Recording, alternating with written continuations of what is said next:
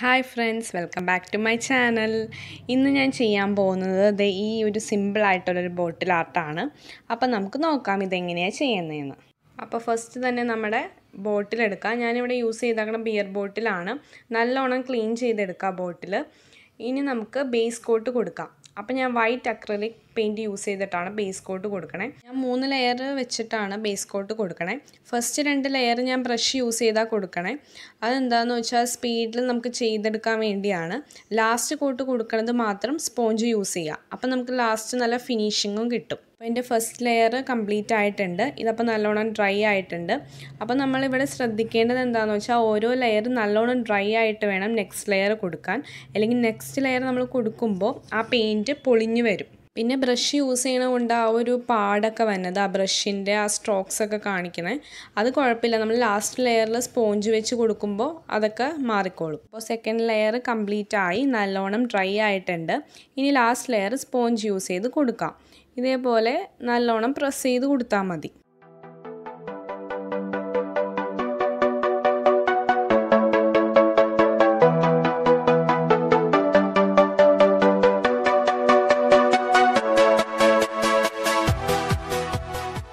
ഞാനപ്പോൾ ഇത് ചെയ്തുകൊണ്ടിരുന്നപ്പോഴാണ് എനിക്കൊരു കൊറിയർ വന്നത് ഫ്ലിപ്കാർട്ടിൽ നിന്ന്. ഞാനൊരു സാധനം ബുക്ക് ചെയ്തായിരുന്നു. അതപ്പോൾ എന്തായാലും ഞാൻ അൺബോക്സ് ചെയ്യുന്ന വീഡിയോ ചെയ്യാമെന്ന് വിചാരിച്ചു. അപ്പോൾ നമുക്ക് നോക്കാം.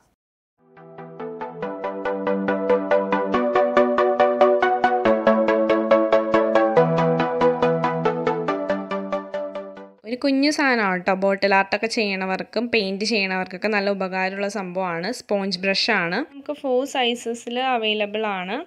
അപ്പോൾ നല്ല രസമില്ലേ കാണാനായിട്ട്. ഒരു ഭംഗി തോന്നിയപ്പോൾ മേടിച്ചതാണ്. പിന്നെ യൂസ്ഫുൾ ആയിരിക്കും എന്ന് തോന്നി. അപ്പോൾ എന്തായാലും വന്നതാണല്ലോ, കറക്റ്റ് ടൈമിങ്ങിലാണ് വന്നത്. അപ്പോൾ ഞാൻ വിചാരിച്ചു ഈ ബോട്ടിലിൽ നമുക്ക് പെയിൻറ്റ് ഈ സ്പോഞ്ച് ബ്രഷും കൊണ്ട് അപ്ലൈ ചെയ്യാമെന്ന് വിചാരിച്ചു. ഞാൻ അപ്ലൈ ചെയ്യാൻ പോകുന്ന കളറ് ലീഫ് ഗ്രീൻ അക്രിലിക് കളറാണ്.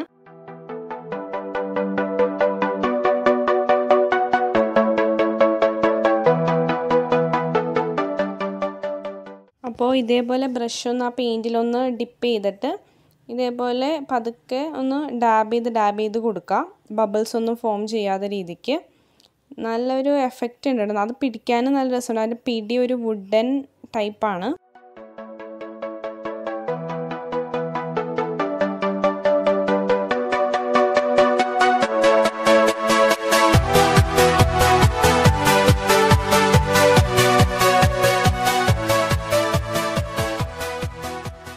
അപ്പോൾ പെയിൻറ്റൊക്കെ അടിച്ച് കഴിഞ്ഞു. ബോട്ടിൽ ഫുൾ ഡ്രൈ ആയിട്ടുണ്ട്. ഇനി അപ്പോൾ ഞാൻ ചെയ്യാൻ പോകുന്നത് എന്താണെന്ന് വെച്ചാൽ, ഞാൻ മാർക്കറില്ലേ, പെർമനൻറ്റ് മാർക്കർ, അത് യൂസ് ചെയ്തിട്ടാണ് ഇതിൽ വരയ്ക്കാൻ പോകുന്നത്. ഞാൻ ബ്ലാക്ക് കളർ മാർക്കറായി യൂസ് ചെയ്യണേ. നമുക്ക് ഇഷ്ടമുള്ള എന്ത് ഡിസൈൻ വേണമെങ്കിൽ വരച്ചെടുക്കാം കേട്ടോ. ഞാനിപ്പോൾ ഒരു ചെറിയൊരു പൂവിൻ്റെ ഡിസൈനാണ് വരയ്ക്കണേ.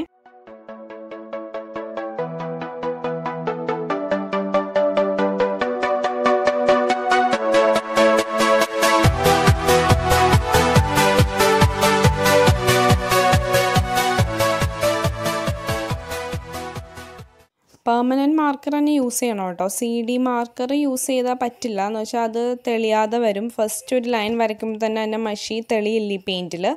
അപ്പോൾ പെർമനൻറ്റ് മാർക്കർ യൂസ് ചെയ്യാൻ ശ്രദ്ധിക്കണം. പിന്നെ ഇത് മാഞ്ഞൊന്നും പോയില്ല. നമ്മൾ ഇതെല്ലാം കഴിയുമ്പോൾ ഒരു കോട്ട് വാർണിഷ് അടിച്ചാൽ മതി. ഇത് കുറേ നാൾ നിന്നോളും. വെള്ളം കൊണ്ടാലും വേറെ പ്രശ്നമൊന്നുമില്ല.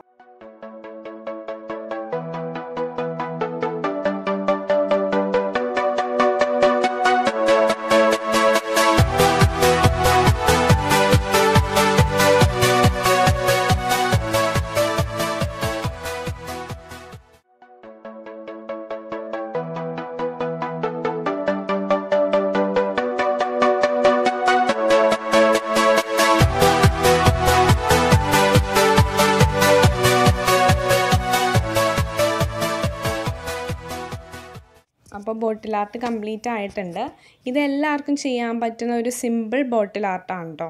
പിന്നെ ഒരു സാറ്റൻ റിബൺ റെഡ് കളർ ഉണ്ടെങ്കിൽ നമുക്ക് മുകളിലൊന്ന് ചുറ്റിക്കൊടുക്കാം കേട്ടോ. എൻ്റെ അടുത്ത് ഉണ്ടായില്ല, അതാണ് ഞാൻ കെട്ടാതിരുന്നത്. അപ്പോൾ നല്ല രസമില്ല. ആ കളറും നല്ലൊരു ബ്രൈറ്റ് കളറാണ്. കാണാനും നല്ലൊരു ഭംഗിയുണ്ട്. ഭയങ്കര സിമ്പിളായിട്ട് നമുക്ക് വേഗം ചെയ്തെടുക്കാൻ പറ്റുന്ന ഒരു ബോട്ടിൽ ആർട്ടാണ്. അപ്പോൾ എല്ലാവർക്കും എൻ്റെ വീഡിയോ ഇഷ്ടപ്പെട്ടു എന്ന് വിശ്വസിക്കുന്നു. ഇഷ്ടപ്പെട്ടാൽ ലൈക്ക് ചെയ്യുക, ഷെയർ ചെയ്യുക. എൻ്റെ ചാനൽ ആദ്യമായിട്ട് കാണുന്നവരാണെങ്കിൽ ചാനൽ സബ്സ്ക്രൈബ് ചെയ്യുക. പിന്നെ അഭിപ്രായങ്ങൾ കമൻറ്റ് ചെയ്യുക. അപ്പോൾ ബായ്.